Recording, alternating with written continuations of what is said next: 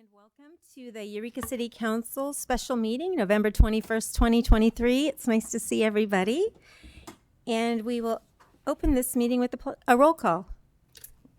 Mayor Burgell? Here. Councilmember Castellano? Here.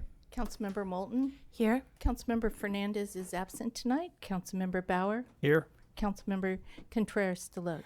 Here. Thank you. So we will be having public comment today. Pursuant to the Brown Act, Section 59954, the public shall be provided an opportunity to speak only on items that are listed on the special meeting agenda. Pursuant to City Council Resolution 2011-22, City Council policy is to limit each speaker to 3 minutes. Such time allotment or portion thereof shall not be transferred to other speakers. Do we have anybody from the public who wanted to comment on this item?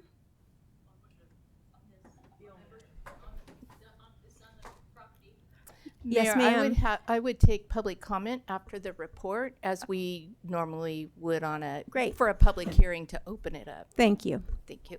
Absolutely. So be thinking of your comment. And first we'll have our presentation. Director Gerving. All right. Good afternoon, Mayor and Council. So we have 2 agenda items today. One is a public hearing having to do with the CEQA process and acquisition of the property. The second item is a report about the conceptual design process, what comes next with the development of the site, and staff is requesting direction from council on that one. We're going to try and keep those 2 items as separate as possible and try and get through that public hearing process in relatively short order so that we can have more time to describe the conceptual design and what comes next. And if for some reason we can't get through the public hearing in time to start and dedicate some good time to the presentation on the second item, then staff will probably recommend that we pick that presentation back up after the regular meeting. But Kristen Kenyon and Katie Marcelon are going to handle the presentation for the first item, and then we'll have a different team for the second item. Great. Thank you.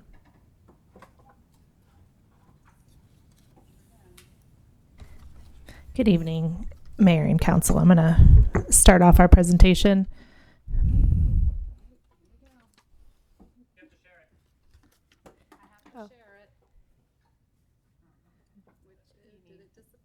I don't know if it's sharing.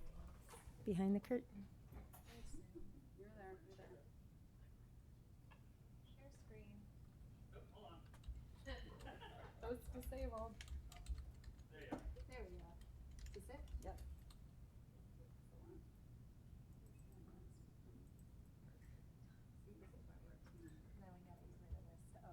Derek will do it. Okay, starting over. The project site is in the southwest quadrant of the city. Whoa. Click on the screen again, that'll help. And then, there we go. It's elevated above Broadway, north of Sunset, east of Weiler Road. It's unused cemetery land, and the proposal is to acquire 5.6 acres from the Ocean View Cemetery and develop a new Eureka operations complex at the site. Under the California Environmental Quality Act, or CEQA, the city needs to analyze the potential environmental impacts of the discretionary decision to acquire the site.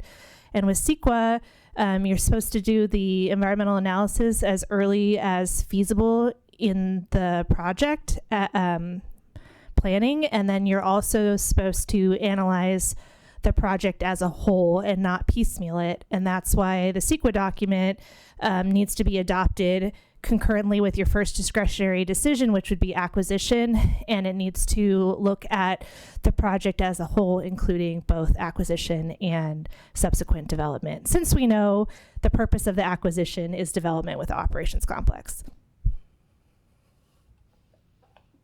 So the Planning Commission held a special meeting on October 23rd to review the draft initial study and mitigative negative declaration. That's the environmental document. And they also reviewed conformance of the project with the 2040 general plan, both conformance of the property acquisition and public building construction. And the comments that were received during that meeting are included in the agenda summary, and the Planning Commission's resolution recommending that the project be finding the project in conformance with the general plan is included as an attachment to your agenda summary. So council's role during this public hearing is to hold the public hearing, and then the staff is recommending council adopt the environmental document, the mitigated negative declaration. There's also a mitigated monitoring and reporting plan and a response to comments received on the document and errata, and also to authorize the property acquisition. All right, so we've covered what CEQA would be required in this case for the acquisition. And just to narrow that down, when we look at an initial study, the requirements are then to describe the project, identify the setting and the environment of that project, identify any of the effects of that potential project, and then discuss ways to mitigate, and also examine if the project is consistent with zoning and plans. So that brings me to our project description. And what we looked at here with the initial study, if you look through the summary component of that document, it really encompasses the largest build out of what a potential site would look like. So what we may construct over a lifespan of the facility, which we're looking at is 50 years and beyond. And then the city, having that initial study, having that large footprint or that full description, has the ability to construct the site either in phases or over multiple years as appropriate. Our existing corporation yard located at West 14th, some of those buildings that are still standing have been in use since the 1950s. That's our big red rectangle there. The largest building on site is our fleet maintenance shop, and that was built in the 1980s. It has exceeded its useful life, but we're keeping it up and running. The other smaller building with our red rectangle there is one of the buildings that had damages in the 2010 earthquake and had some significant work after that. Some of the constraints for our site is that we are in known hazard zones for tsunami hazard. The area is subject to liquefaction. None of the buildings meet current structural standards, so we're not ready for another seismic event. And we do see this location having long-term impacts of sea level rise. Some of the constraints physically in this space, there are duplicative spaces, there's inadequate space for employees and vehicles, and not enough covered storage. So in the initial study, the early part of the document talks about background and need, and this is a summary kind of our background and need of our existing facilities. The description in the ISM&D talks about what the new site will perform, what will happen there. It will serve as the city's new corporation yard with administrative offices and serve as the city's emergency operations center in the event of a critical incident, emergency, or natural disaster. The full development footprint would be 4.8 acres. That would include an operations building, warehouse, fleet maintenance shop, and surrounding amenities, and have the potential to house 66 staff members, both from the existing corp yard as well as City Hall. This would include field operations staff for wastewater collections, water distribution, fleet maintenance, street maintenance, along with administrative staff. So our city administration, director of public works, city engineer, our engineering team, GIS, and then code enforcement staff as well. In putting together the ISM&D, there was a proposed site plan, so we would look at the arrangement of the buildings, potential for how circulation at the site would occur, how parking spaces would be laid out, and then there's a number of auxiliary functions there. So not just the buildings and the parking, but covered vehicle storage, a decant facility for dewatering bulk soils. We would have bulk material storage, vehicle wash station, waste and recycling, a generator, telecommunications, lighting, fencing. We addressed some of the parking needs, and then looking at solar panels, high efficiency building design, what would be our thought process or vision for electric vehicle charging and the capacity for that EV charging, whether it's now or 10 years or 20 or 30 years, the utility connections and the development for those at this site, and site fencing, lighting, and security, as well as stormwater treatment and landscaping. So all of that work to look at the vision for this site then gets pulled into the ISM&D and the potential impacts or mitigation for those. We took on a number of technical studies that are reflected in that document, and then those studies help outline what mitigation measures would be appropriate. That's in the mitigation monitoring reporting plan that's before you tonight. And again, just restating, it captures a 4-acre development footprint for a facility lifespan of 50 years. However, it's likely that further design effort or maybe our funding parameters may reduce or modify this design so that the city could include smaller buildings, we could propose phases of work, and that maybe you as a council now are adopting this document, but maybe in 10 years another council is saying, okay, let's add that additional bay onto a building, or let's look at, sequencing or development over time. So I believe our Development Services Director outlined the steps before you are to hold the public hearing and then get into our recommended action for both the ISM&D and the acquisition, and there's a proposed motion for you as well. We have another item tonight, so I just want to make sure Mr. Gerving pointed out, if you would like to dedicate more time on this item, we'll keep track of our clocks and see how it progresses, and then when you're ready and bring it back, we'll let you know if we want to go into moving on to other agenda items. Thank you. Does council have any questions at this time? Seeing none, we'll open the public hearing. Is anyone here to comment on this item? Come on up. Welcome. Hi. You look very festive. I like it. Gobble, gobble. My name is Eileen Barched. I'm a Humboldt honey, born and raised here. So I'm very familiar with the property, and you indicated that the property that you're purchasing is on the east side of Weiler Road, but the sign that you have at the cemetery is on the west side of Weiler Road. So I'm not even clear which property you intend to purchase.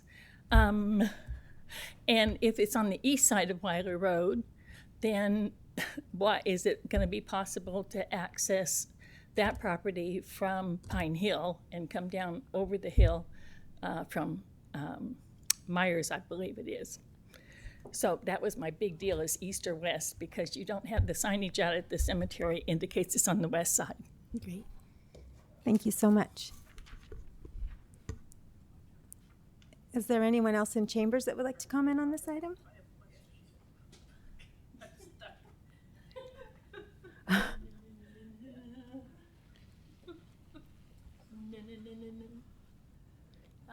You can pull that mic right down.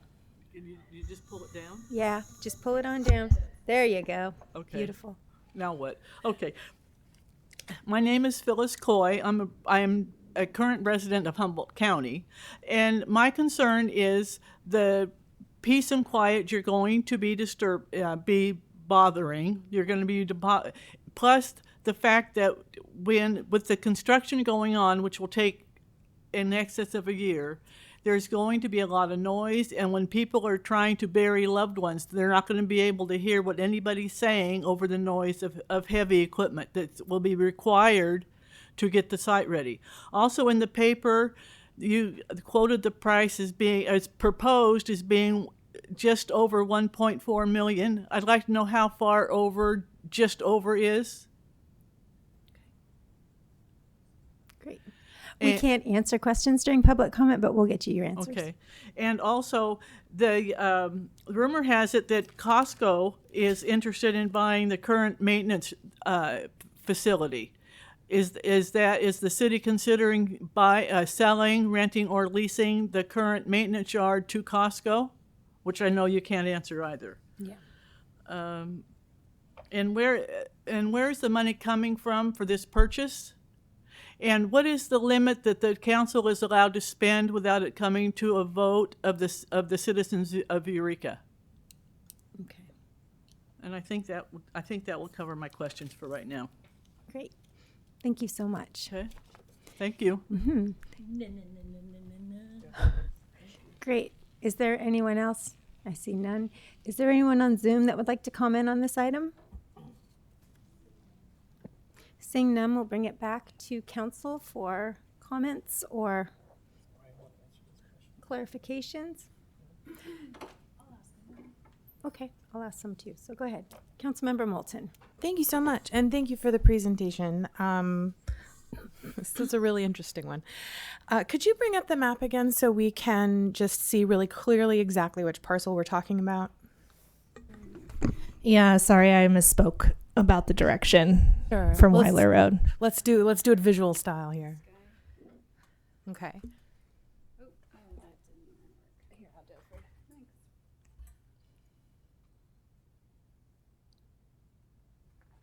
So then we have the cemetery and the access road and the property proposed is outlined in white.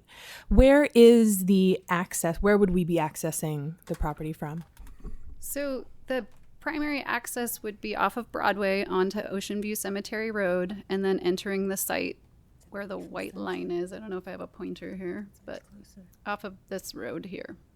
Okay, so straight up off of Broadway rather than through the neighborhood and over the hill. Correct. Okay.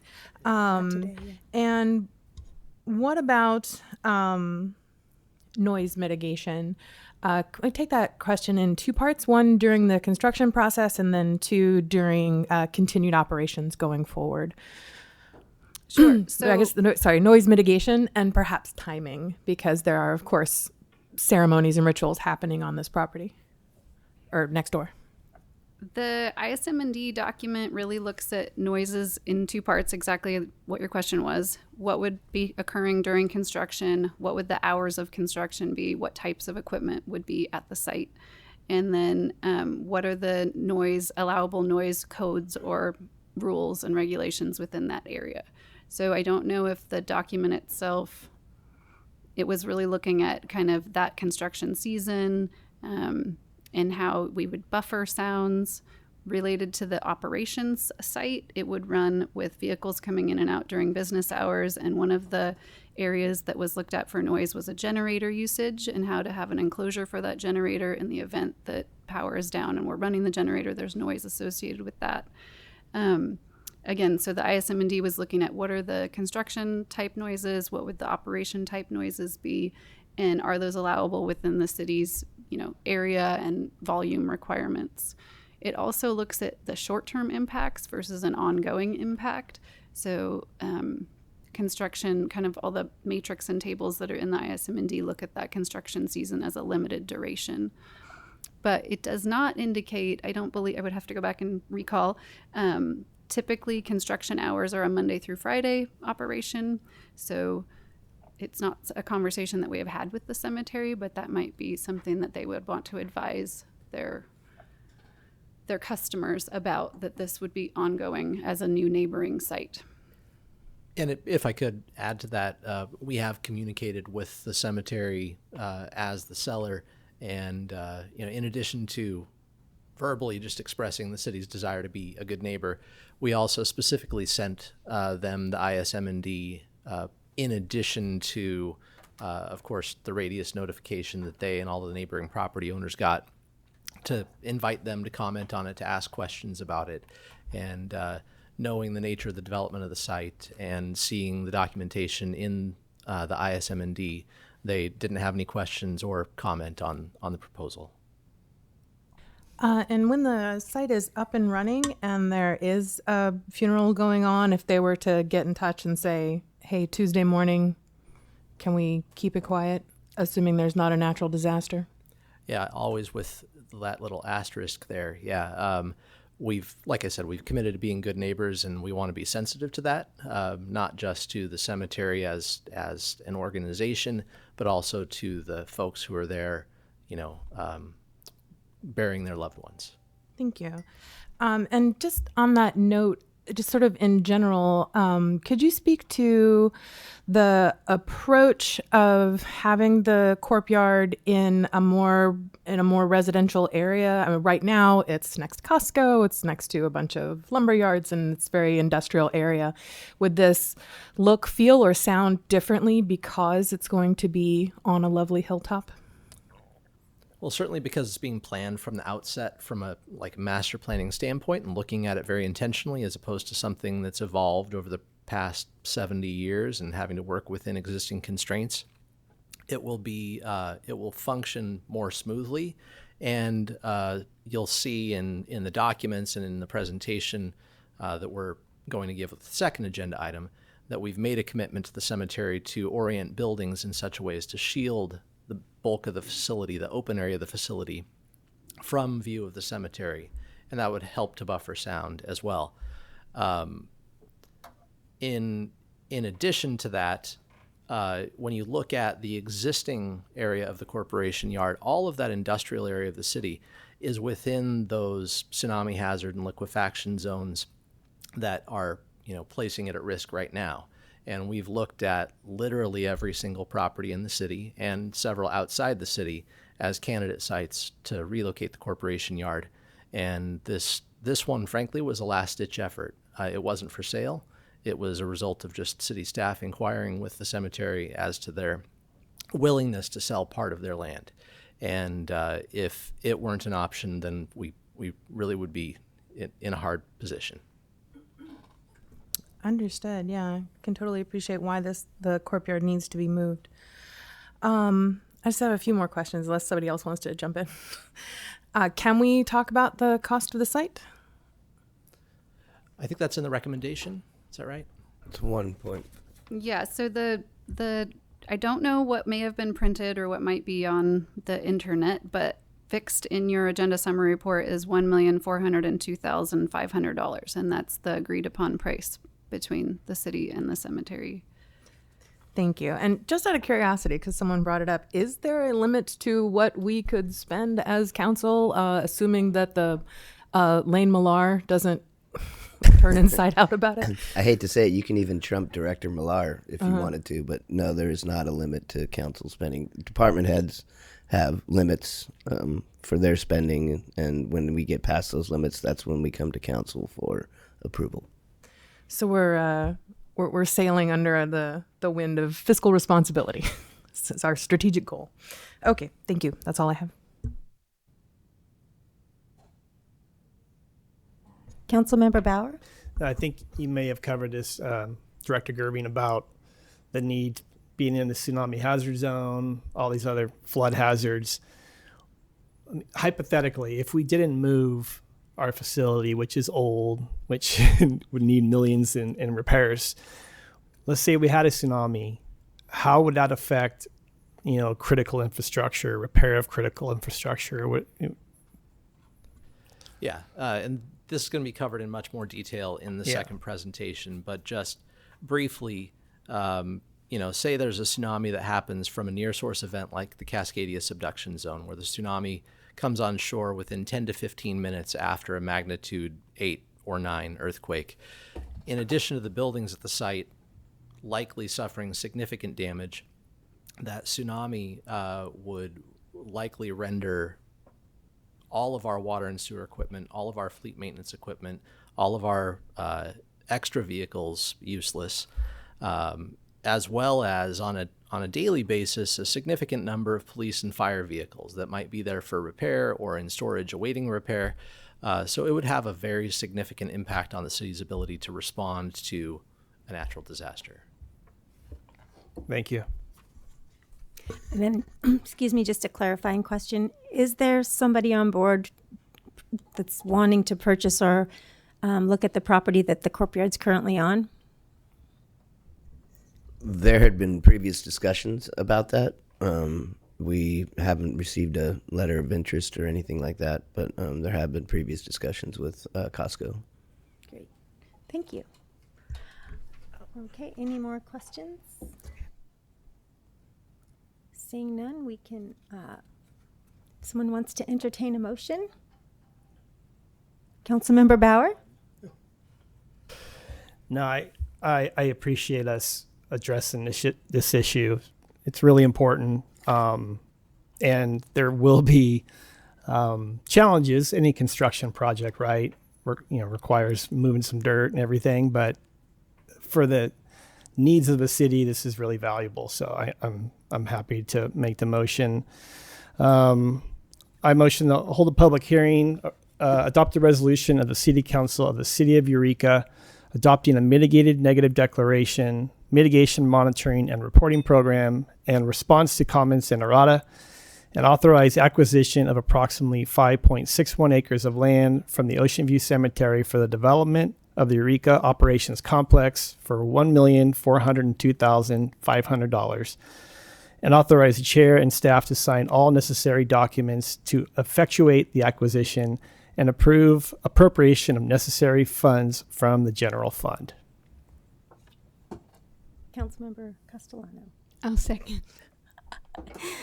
Okay, please vote.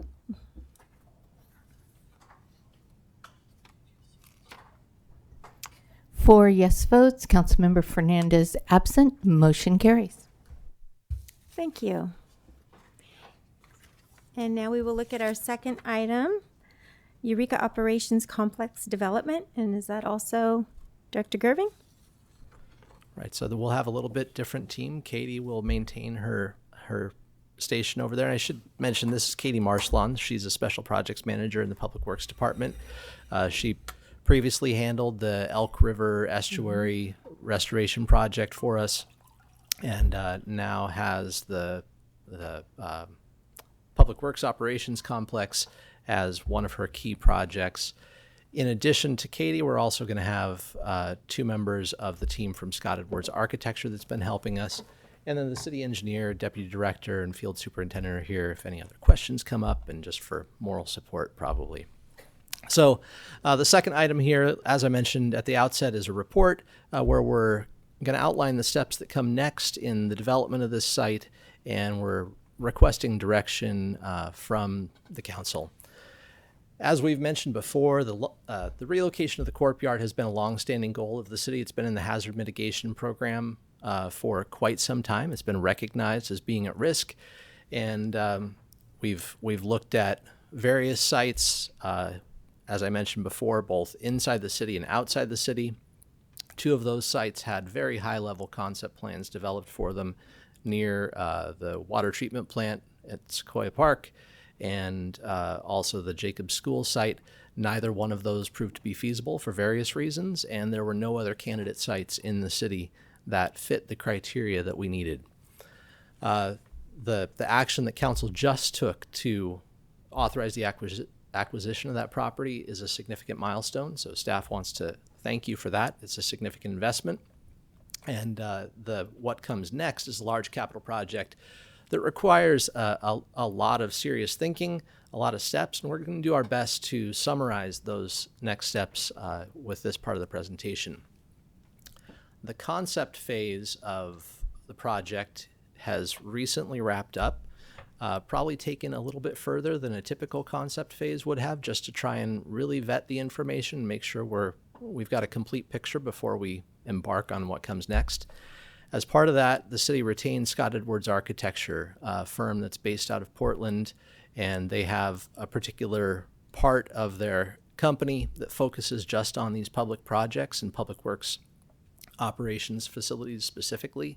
They've got over 2 decades of experience and have developed a good number of sites. They'll probably tell you a little bit more about just how many.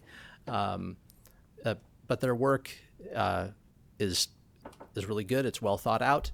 And we had the opportunity to go visit some of those sites that are either completed or under construction and saw the results of it. They helped us with a lot of programming and space studies.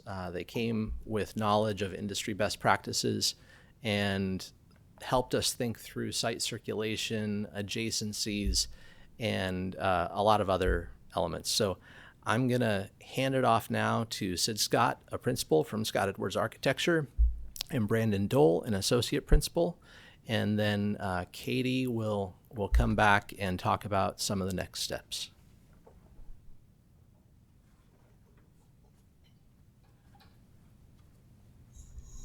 Welcome. Thank you. Which side do you want, Brandon? I'll do to your right. Here we go. Okay.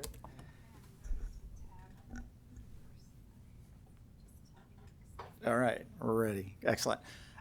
Good afternoon, or I guess good early evening, Mayor and council members. My name is Sid Scott. I'm the founding principal of Scott Edwards Architecture. This is Brandon Dole, our project manager for this project. We are as Brian mentioned, a Portland-based design firm. We have a staff of 100. I scared myself by adding up how many cities I've worked with over the last 26 years, actually 30 years, more than 50. 12 of those projects were public works, operation yards, corp yards, this type of project. We really enjoyed doing them. We've really gotten into the technical aspects of those. We really know the value of what the public works team brings to every city, and it's unique from city to city. There's not a cookie cutter approach, and so we really enjoy that aspect of it. And I will just say to Brian and his team, they've been fantastic to work with. They've been very interactive and very participatory in the process. So we're going to talk. Next one. Thank you, Katie. The agenda for our portion of the project is to talk about the project approach, how we got to where we are today, the existing corp yard, looking at the development site, and then a little evaluation of what you currently have versus what we would suggest for your proposed facility, and then talk about the costs for the project. So I'll turn it over to Brandon. Thank you, Sid. Mayor, Council, thank you for having us. I can't tell you how much of a pleasure it is to be here tonight. A lot of work has gone into it. So here's the summary of work. We started the project in May by just kicking it off, right? And the initial step approach for us is really what we call a day in the life. We come down, we get to know the department, we spend a day or two observing their operations, kind of be a fly on the wall, really get to understand how they start their day, how they deploy out to the site, and really just almost become, a public works employee, if you will. That ultimately lends itself to right-sizing the public works department. So we develop a space program, we look through industry standards, wants versus needs, and really develop a document that tells you in the department how big the facility needs to be. We go space by space and give criteria for each one of those spaces. And it really is predicated on the roles of each of the individuals that make up the department. From there, we developed a site concept. So very collaborative, everybody rolled up their sleeves and really bought into this process. We did programmatic workshops. So we actually came down as a team, spent 3 days here in this room, huddled around trace paper, markers, and really kind of worked through all these different scenarios, layouts, what could this thing really look like, to make sure that we were coming up with what is the best fit for the city of Eureka. We did facilities comparison analysis. So like Brian mentioned, we brought them up and looked at different departments, different developments that are going on. Really wanted to look at other jurisdictions that are similar size, similar service areas, similar potentials in growth, and really just make sure that you were sized right from an industry standard. And then we also threw in a sustainability charrette. So that charrette actually identified the priorities for sustainability. We know that there are requirements to put money in those features, and it's a high priority within this community, sustainability. Through that, we developed preliminary building concepts. So the site and its unique features is fairly complicated. So we felt it was warranted in value, very valuable, that we dive a little bit further into the building design. So we actually developed some program, some floor plans, making sure that the larger site moves, how we configured the buildings on site really worked, and it really was the ideal layout. From that, we developed a project budget, estimated project budget, which we'll share with you. And we also did some preliminary utility coordination. So we have an electrical engineer on the team as a consultant. We worked with them to right size the electrical service. So since this facility has a large electrification requirement down the line, right sizing that electrical service up front is very important. And then we also just started early PG&E coordination. So we really wanted to know where the source of the power was going to come. Our concern was, how do we deal with 101 with incoming utilities? We're looking forward to the next step. So hopefully no, you're fine, Katie. Hopefully that makes sense in the summary, but really we are looking forward to those next steps. So we'd like to spend a little bit of time sharing, at least through our professional opinion, our lens that we, review these facilities, what we see as we've, become familiar with your group and department. We've hit on this a few times, but we want to reemphasize that, the site is within the tsunami zone and liquefaction risk zone. Brian mentioned at times there's PD, fire vehicles on site, whether they're coming for service or they're leaving because they're now back in service. Ultimately, what this means is in the event of a major seismic event, earthquake, tsunami, the city itself is going to have limited abilities to respond, limited abilities to, bring any disaster relief capabilities. I think a good point to make also is Public Works is a very important part of it in that they're going to clear the roads so that emergency vehicles can get through and that sort of thing. So it's very integral to the emergency operations. Yeah, our little plug for Public Works, police, fire, EMT are all looked at those critical facilities. They're the first responders. We find in our knowledge that Public Works is usually out clearing the road for those people. So there is critical in our mind. Next slide. So a little bit about the existing corporation yard. And there's a lot here. We're not going to run through all this in detail with you, but we want you to understand when we come out and look at these types of facilities, there's certain things we're looking at, right? Our professional lens, if you will, we really focus on safety, security, efficiency, and just good stewards of public funds. Another way to say that is asset management, right? So a few things we want to point out: safety and security. And again, I'm not going to go through all of it. But the site has one ingress and egress, right? So one way to get in and out of the site. The site and the way it's configured through its vehicle circulation requires a lot of reverse maneuvering, which creates a lot of noise in itself. Those large vehicles beep a lot when you're backing up. But the reverse maneuver is a huge risk, right? So we really want to see forward motion throughout the site. It was mentioned that there's a fleet facility, a fleet shop on here. Good practice safety concerns are the ability to take a vehicle through that facility so you never have to reverse it. The existing facility in its configuration only allows for an in and out maneuver. Next slide. When we talk about workflow or efficiency, there's some things we want to point out. You're really doubling up on a lot of the spaces. Spaces that should have its own dedicated area for its function are stacked on top of each other. So some of these images, like the one in the middle to the right, show an area that's a shop space. It's a space for a mechanic to work on a part or a piece, but it has tools and different components everywhere. So you can see it's just taken on a life of itself, and it's at its capacity. You see here in the image next to it, you have millions of dollars of assets of equipment sitting outside, out in undercover and not protected. It's a corrosive environment, so literally that thing is wet. Those items are weathering in front of us as we speak. And then you can see there's just, you're using every nook and cranny in the space. And so it's really just kind of taken on a life of its own. And with multiple buildings and crews in multiple buildings, you really have a loss in efficiency. Next slide. These are some good images or examples of crew amenity spaces that really are in need of a revamping or rethinking. Again, emphasizing that a lot of these spaces are, double or triple duty in terms of their use. The upper left image is a crew space. So this space is where the crew shows up in the morning to meet, debrief, talk about the work that they're doing that day. They actually may eat lunch here. And then at the end of the day, when they return from their field work, they may have to do decontamination, right? So if they're out in the field and they get something nasty or hazardous on them, the space in which they're eating, the space in which they're meeting is also the space in which they're cleaning themselves off. And then, preparing themselves to end the day and then home to their families. You can see some of these spaces, again, it's a storage space where you have large pieces of equipment, a TV truck or a sign truck, but adjacent to it is a shop space, a space where the sign should be working on. So you have a little bit of a conflict there where you're not really protecting the asset and you're also not providing efficient space for the work to be done. Next slide.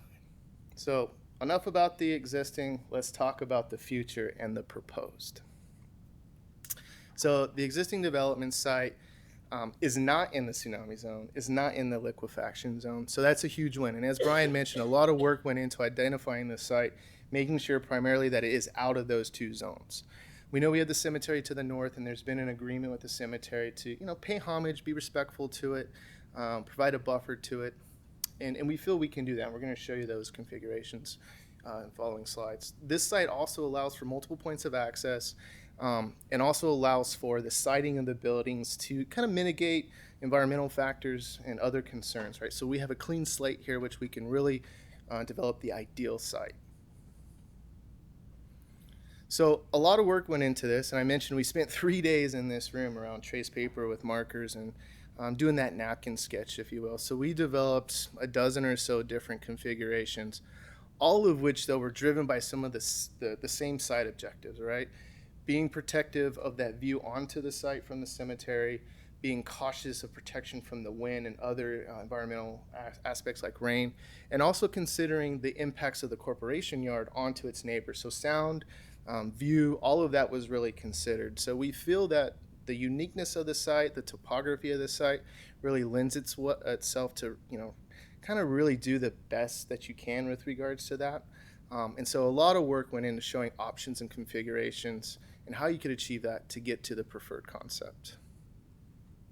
So this is the preferred concept. In summary, it's 3 buildings. You have an operations building, which is an office building. It's where most of the crew will live throughout the day.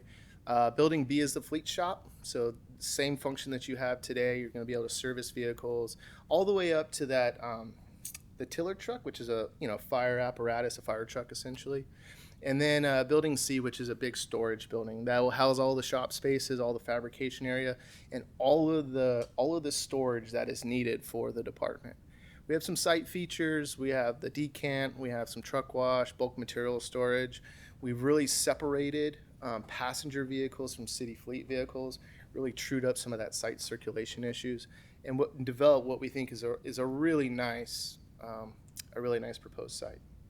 And a plug for Director Gerving. His initial sketch looks a lot like this. If you were to lay that initial napkin sketch, it kind of held through. So good job.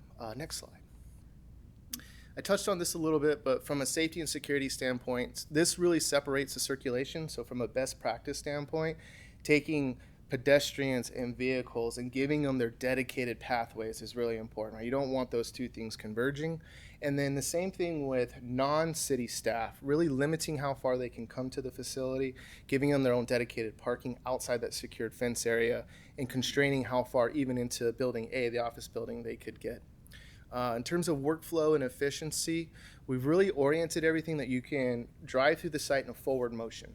Right? Again, reducing risk, again, reducing noise. The less vehicles have to back up, the less sound they're going to create.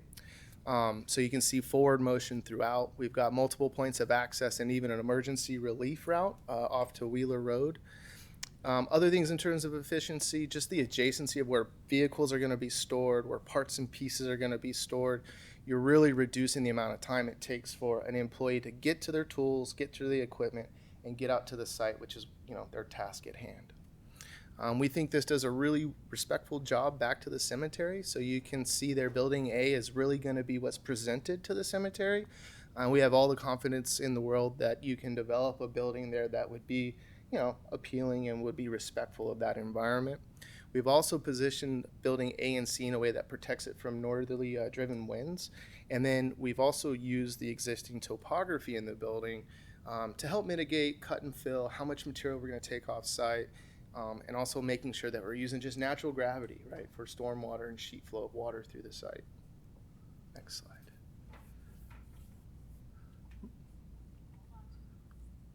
One more up, Katie.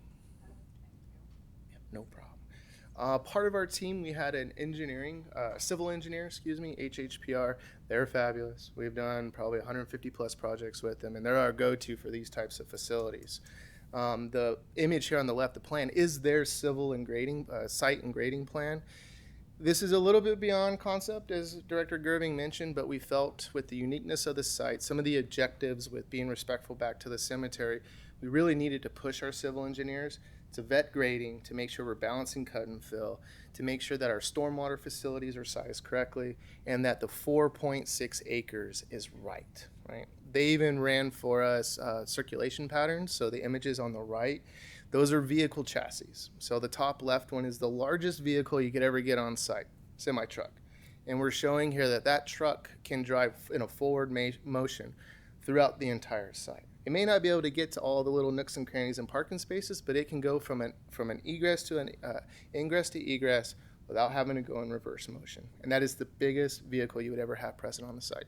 And you can see they ran a variety of chassis, so trying to cover the gauntlet of the department's equipment. Part of the effort was being able to stand in front of you today to reassure you that this facility is right size. So we did a lot of comparison between the existing and proposed facilities. There's a lot of numbers here. I won't go through it in detail, But what this really tells us is we feel confident that the space program we've developed, the size of facility that we're recommending you build, is right. It fits you with the projected growth, not only with your population, but within the department itself. And when we compare it back to the existing courtyard, we feel this comparison just validates that work. There was a lot of work between the project team, city staff, going back and looking at what's on site, looking at how you're using it. Can we do it in a better or different way? And ultimately, this comparison gave the whole project team reassurance that we felt like we're on the right track. That ultimately developed the estimated project budget. A couple things I want to throw out here. This is concept planning. So we have limited amount of information. It's conceptual information. So a lot of this is driven by cost per square foot. Some of the bigger parts and pieces that we know you're going to build, for example, like a truck wash. We can compartmentalize that and give some dedicated costs. So for the council, the understanding or the notes that I want you to take away is the 3 different buildings at the top we feel can be constructed with different values. So your warehouse building we know will cost less than your admin building. So we've brought those factors into the cost per square foot. We've identified some of the site features that kind of are the heavier hitters, if you will, in terms of infrastructure. We've added in estimating contingency. So again, we're at a concept level. We're asking to go a little bit further to get you better detailed information. So we have contingency built in here. And then we also have escalation. The escalation included in here is for 12 months. So a 1-year escalation. That value you can see here is $1 million plus. That all totals up to an estimated construction cost. We've also added in your soft costs. So you have your cost to actually build the facility, and then you have the cost to actually get all of that work, all the paperwork, all of our costs, all of the work that staff will have to do is embedded in that soft cost. So we have a range. This range is $30 million to $36 million. The whole project team, including city staff and ourselves, have gone to third-party cost estimators. We've talked to contractors. We've looked at projects we're building in the Portland metro area and feel that this range is as accurate with the information that we have in hand. Yep, it was great. But I guess the final point on this is we are using a low-high because we don't have all the detail to really fine-tune the numbers at this point. But we feel like it's in that range for construction. Questions?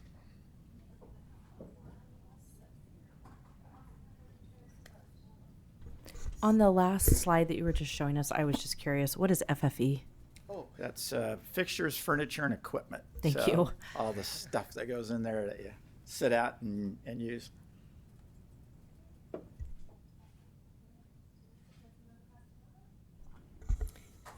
There was, in the diagrams, there's a warehouse building that's pictured for future construction or future use. Is that included in the cost, or is that not included in the cost?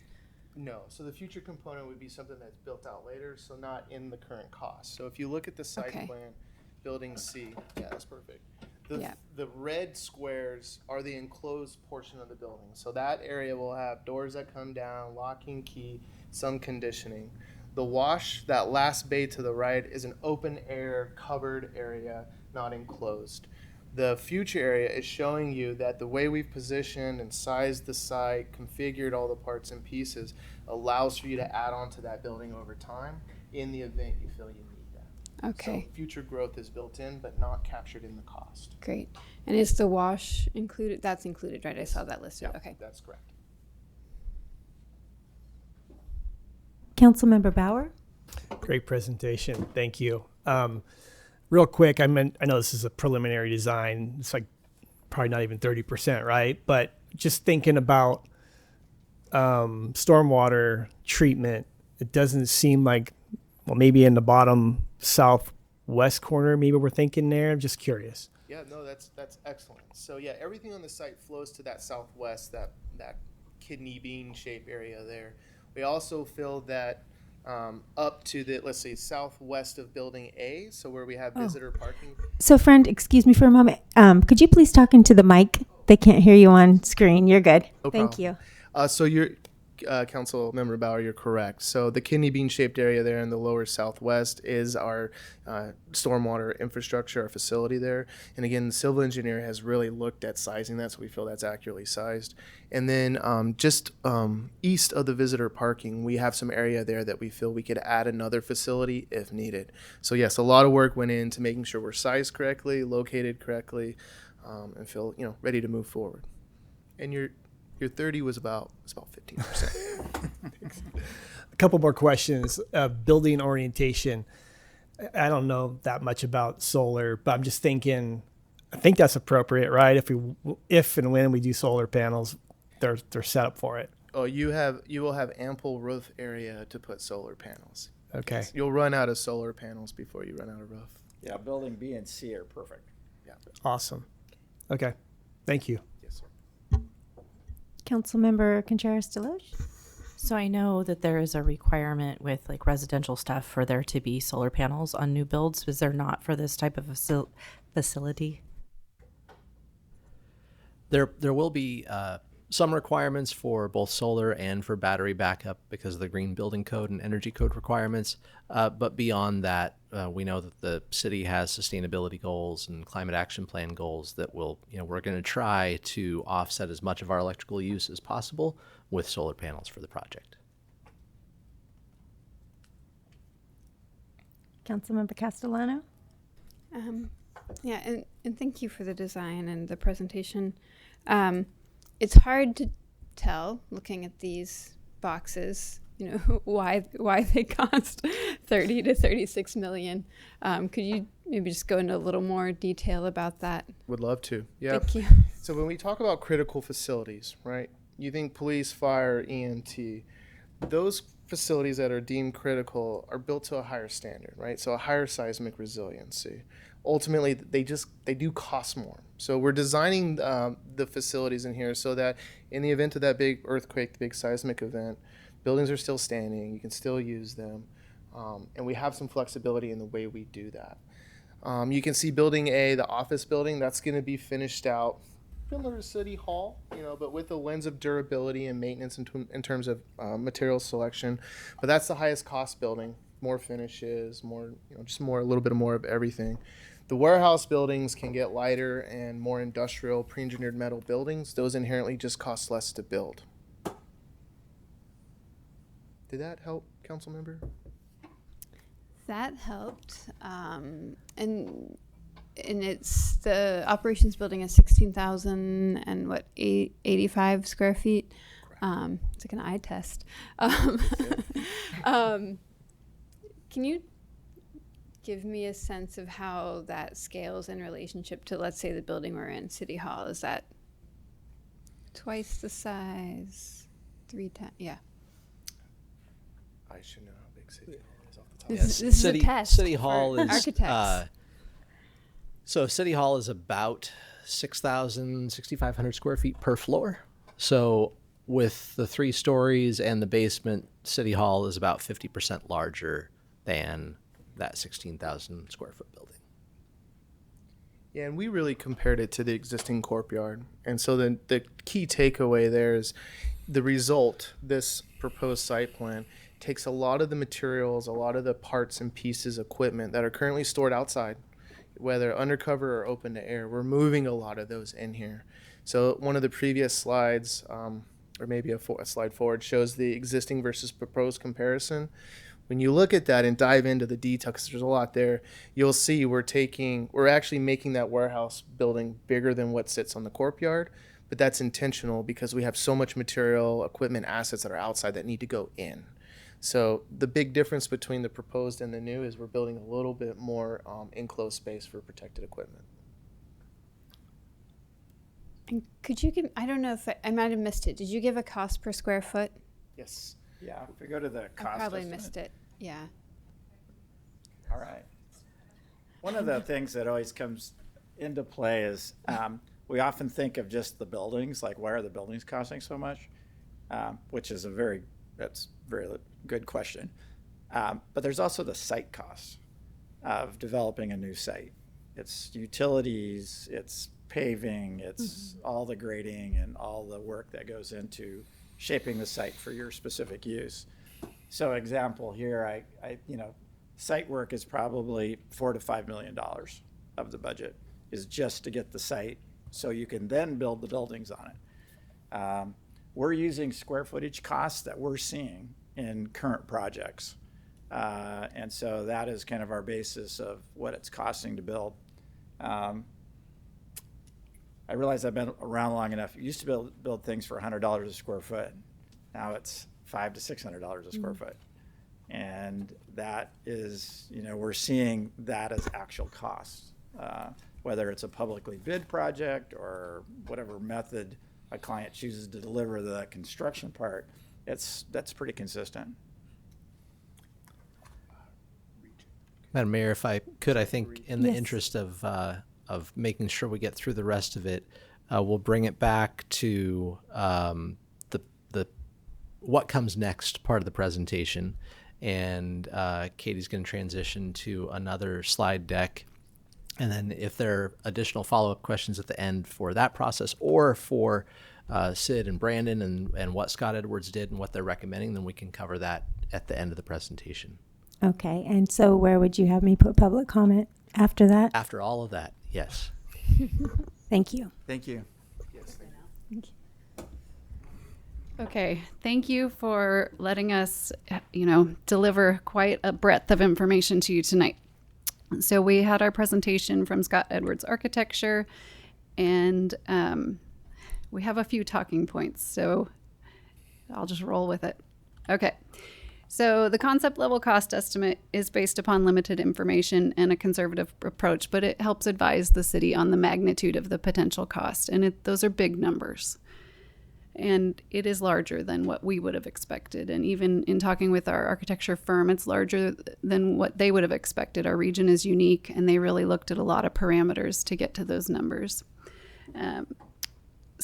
Additionally, we know that this development of the Eureka Operations Complex is not the only project that the city will need to do over the next 10 to 20 years. So it's only one project that will require funding. There are other projects that have been identified in the City of Eureka Facilities Master Plan. Funding those other large capital projects such as City Hall or others should be considered now concurrently so that we can plan for budgeting and financing options.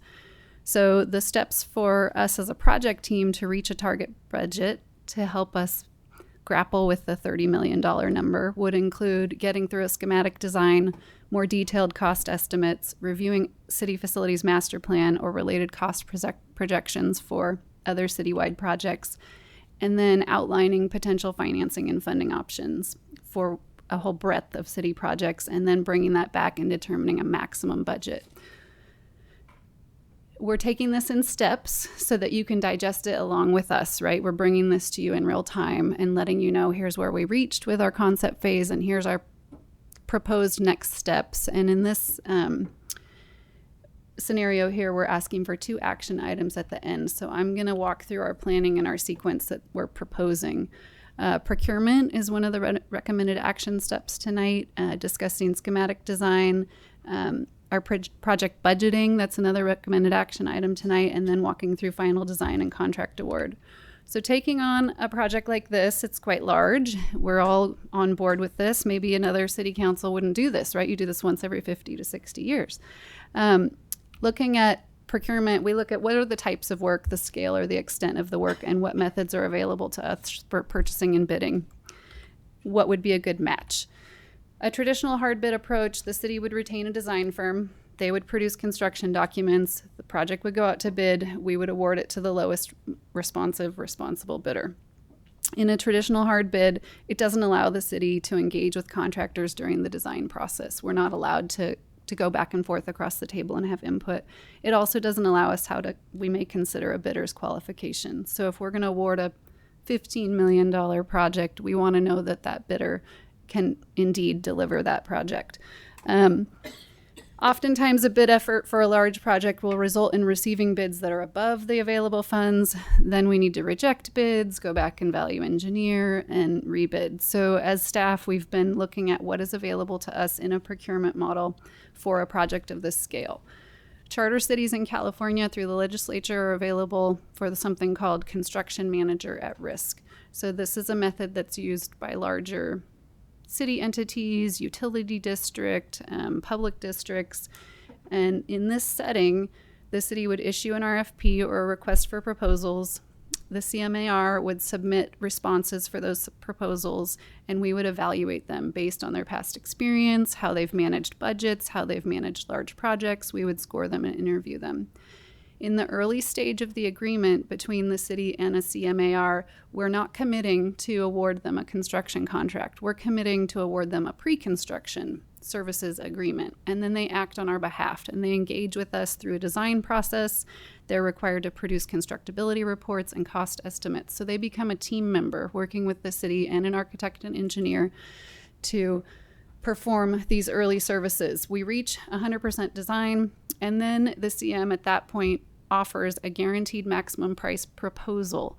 The city would do a kind of cost reasonability study and determine if we want to accept that. At that time, the city may award the construction contract to the CM for a guaranteed maximum price, or terminate the services and carry forward. If the CMAR goes all the way through to an award, that CM carries the financial liability to deliver the completed project within that guaranteed maximum price. So when we're looking at what works or what may work for the Eureka Operations Complex, this has a few benefits. It would reduce delivery time because you're concurrently looking at design and construction methods while you're engaging in, this kind of delivery piece. It would enhance the design quality to have this input, greater cost certainty because of your cost estimating during this pre-construction phase, fewer change orders during construction because you have built this partnership or team approach, fewer claims, and lower project cost. So one of your action items tonight is to authorize staff to utilize this procurement method. There's more work to be done in this area, but it would give the city the alternative of having this purchasing process. Another component for next steps is schematic design. And some of these things I'm outlining tonight can be happening concurrently, but just to help you understand, each of them has their own little body of work. Our architects and engineers who are here tonight, Sid and Brandon, thank you. This is one of their renderings, kind of 2D view. Schematic design is going to get us into more real-time design development. So we would do a call for proposals for architect and engineering services. And my computer says it's being controlled by Derek Howard, which means it does. That's okay. So schematic design is this next level. Where do we go after concept design? Before we get all the way into design development, final designs, we would further that civil design concept. We'd keep pushing on the PG&E new service. We know that's going to be a big cost for us, and being able to calculate out what our electrical demand will be is very important at this point. Also looking at those utility connections, whether it's for water or wastewater, and sourcing those and meter size. MEP systems, so mechanical, electrical, and plumbing, and then looking at what structure types will we, let's cost estimate out prefab metal buildings versus wood frame. And so that is our kind of schematic design piece of work, which brings us to project budgeting. So we've made progress. We have some schematic plans. We now have the opportunity to get SD level project estimates. We also have an architect and engineer, and we have a construction manager. So we have a full team. But we need to get to a project budget that we can manage. Staff would be working together to analyze our existing budget allocations. How do we currently distribute costs for our corporation yard? At other facilities, say our water distribution, kind of water treatment site, that facility serves that particular operational function of the city. And so operations of that building are budgeted within a certain fund. However, at the corporation yard, we're providing many, many services that cross over many, many funds throughout the city. So looking at how would we potentially distribute costs, and then reviewing what sources of funds are available. Where do we go with that? What does this information help us? And then quantifying other citywide projects. Where are we at with our facilities master plan? What other projects need larger sources of funds? Looking at financing options and debt service payment plans. And then returning to the city council with a proposed project funding package. How do we recommend that we all work together and move forward with all these different pieces of information. We're going to be busy. We have a lot of work to do here. So getting to our final steps here of how we're going to get through this big project. So knowing we've now reached a target project budget, we've either maxed out, hey, these are all the dollars you can have, go back and figure it out, or whatever that final conversation is. We have our target budget, and that would drive our final design. So we're not creating a design that we can't afford. We don't want to spend a lot of time paying architects. And they're lovely. They do good work.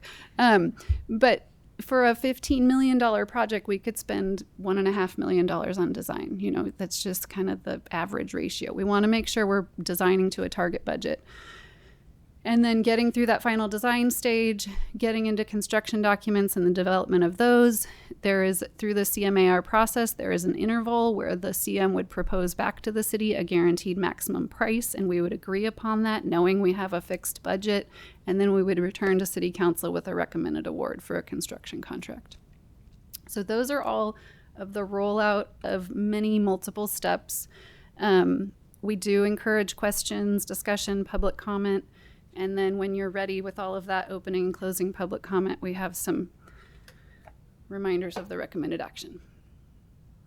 Thank you. Do we have any questions from council? Yes. Councilmember Contreras-Deloche? There's so many, but there's not enough time. I am curious at two things. One is how much more is this than what staff anticipated?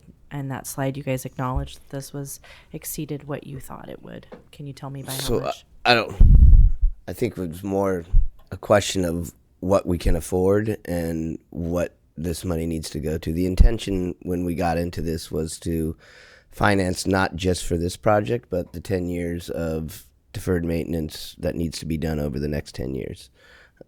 When Director Millar, our finance director, looked at this, the anticipation was that, and we haven't checked the market, what our, ratings are and what we can actually get.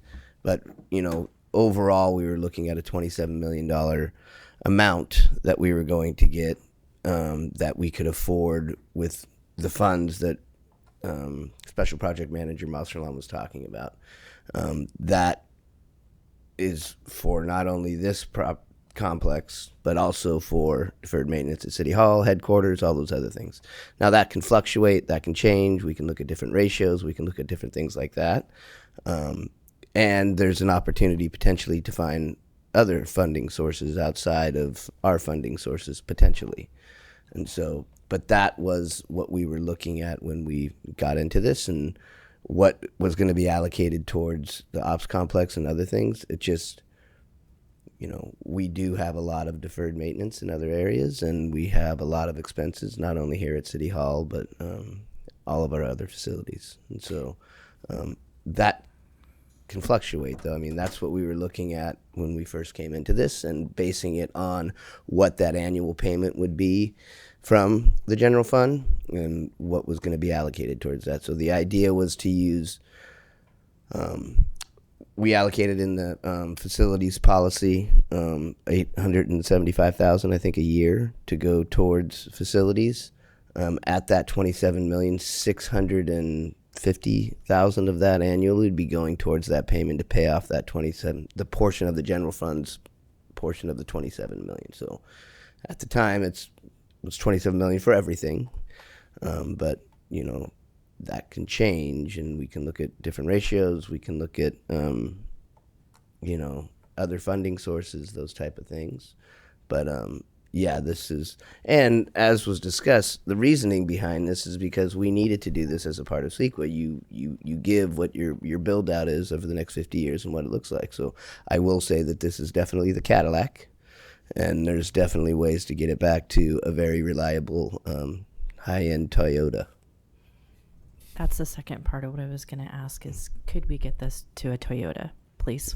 Yeah. And then I was going to ask if in part, so one of the things I noticed was that it was saying that a number of people who are currently located here at City Hall would be located over there.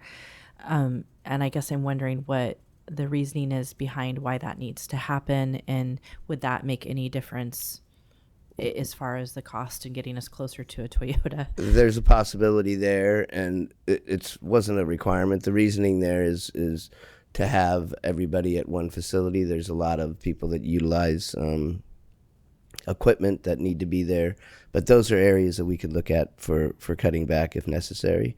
Then you got to think of space constraints that we have here, other things like that, what can be relocated. All of those things will be on the table when we look at it. Thank you. Okay, Councilmember Moulton. Thank you. Talked about potentially breaking the project up into different stages. Besides the warehouse that could possibly be expanded later on, how would this be broken into stages and be useful from the get-go? The likelihood is that there's a certain amount of the build that would have to be built now to make it operational and functional. If, for instance, there was a decision to pull out the admin and engineering functions from the facility because of cost, we would still want to develop the remainder of the site in such a way that if a future council 20 years down the road wanted to add that function or another function we're not currently contemplating back into the site, that we're providing that opportunity for it. And we've, from a square footage of development standpoint in the CEQA document, we've planned for that worst case scenario in terms of development, and we don't have to revisit that process in the future if we want to build out to the maximum of what we're thinking about now. Okay, thank you. Councilmember Castellano.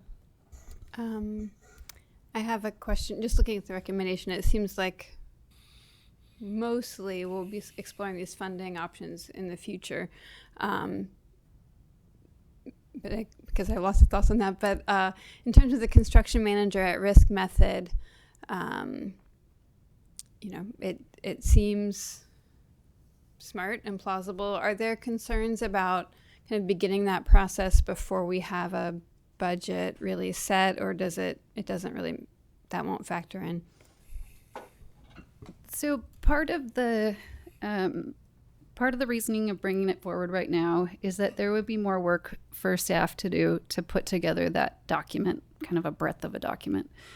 And engaging in the pre-construction services does not have a big financial risk for us. It's just a chance for bringing the two groups together, a construction manager in the city, to be across the table.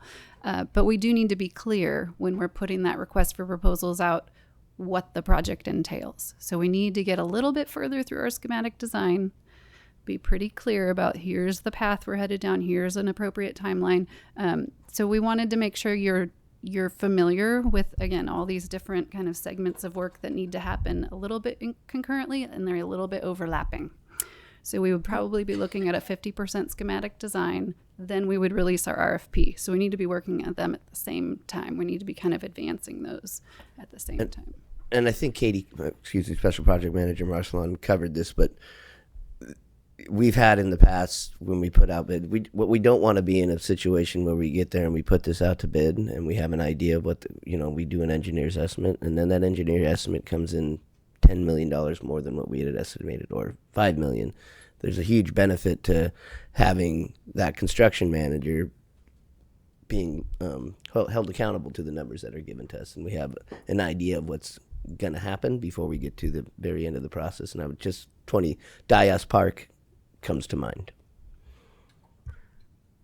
One second part of the answer is that the city can't do the reverse. We can't design the project, go out to bid, and then change our mind and go back to CMAR. But we can go down this path with a CMAR process in endeavor to work towards this award potentially. And if it doesn't work and we can't agree upon that guaranteed maximum price, we still own all the design documents. It's been very clear to that firm that we would eventually part ways if we couldn't agree on that price, and then we bring it back in and we can bid it with other means. Okay, So that's great. Thank you. Any other questions from council? Yeah, Councilmember Bauer? Yeah, I got a question, and just for Director Gerving or Katie, but just thinking about, I mean, this is a complicated project, and I'm more of a Tesla guy than a used Toyota. You know, I'm thinking like long term, this is our one shot of building something that's going to last, you know, will handle expansion. And so I have a hard time like trying to say, let's just throw something up. But thinking about workforce too, and I mean, at least in state level, people are teleworking, people are working remotely. Like, do we need space like we used to 5 years ago? So it's just something to think about when we're spending millions of dollars, right? What do we really need? We know we need bays. We know we need, you know, maintenance facilities and places to store materials and whatnot. But when it comes to admin, and it's frustrating from my thought process, because it's like, well, there's money out there for emergency operations centers, for FEMA hazard mitigation funds. There's all this money that's possible, but we need to do something now, you know, without knowing if we can actually acquire $10 million from the feds or something like that. So, like, I don't know where to go with this. What are we, I mean, we're going to recommend go forth, you know, construction manager at risk is a cool, I never really, not familiar with the concept, but it sounds really like a nice way to do this. But are we setting a ceiling? It's not as a motion, you know, don't go above 20 million or 30 million. Is that what we're trying to do right now? No, not at all. I think that's what was brought back, and that's what's going to come to you in a future date, is explore those things and come back to you. This is not a decision on any sort of amount of money. It's more about the process that we're going through. Oh, I like the process, so I'm good with that. Okay, Thanks. thank you. So we are beginning to run short of time, but we will be taking public comment. So is there anyone from the public that would like to comment on this item?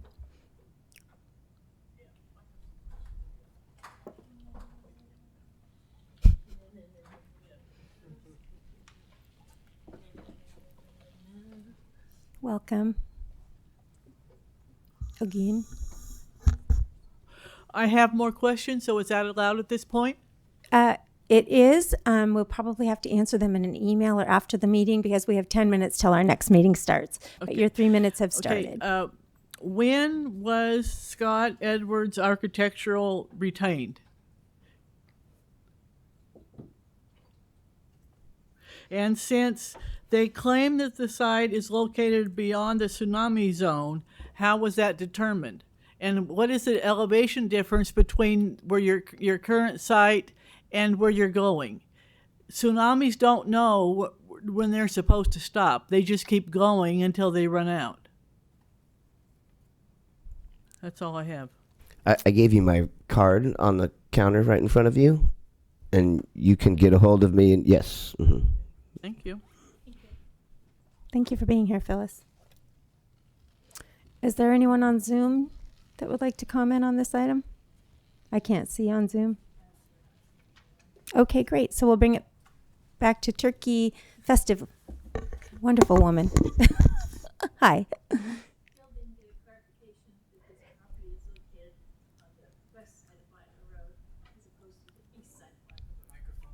The microphone's not on. Push the button down there. There. I'm Eileen Barched again, still. Hi. Humboldt, honey. I didn't get a clarification, but the pictures appear to me that this property is located on the west side of Weiler Road, not the east side. And Okay. I'd like clarification of that. And also that the two trees that are on the driveway of Ocean View Cemetery, there's one that has tons of branches from the bottom up and one that has collapsed this way that are so special. I hope that those are allowed to stay. Okay. Thank you. Thank you. And I did see Katie's head nod that you are correct. Yeah, when I was sitting by our development services director, Ms. Kenyon, she did note that she misspoke. It was not the east side, it is the west side, and it sits kind of down behind the Pacific Motorsports right in there. Yes, okay. Great. Thank you. So we'll close public comment, bring it back to council for a motion and a vote. Councilmember Moulton? I move the recommended action. Can I do that? Is that good? That's what the motion That's is. what it says. Okay. Second. Great, we have a motion and a second. Please vote. 4 yes votes. Councilmember Fernandez absent. Motion carries. Thank you. Thanks, everybody, for being here. Great presentation. We're going to close this meeting and reopen it close to 6.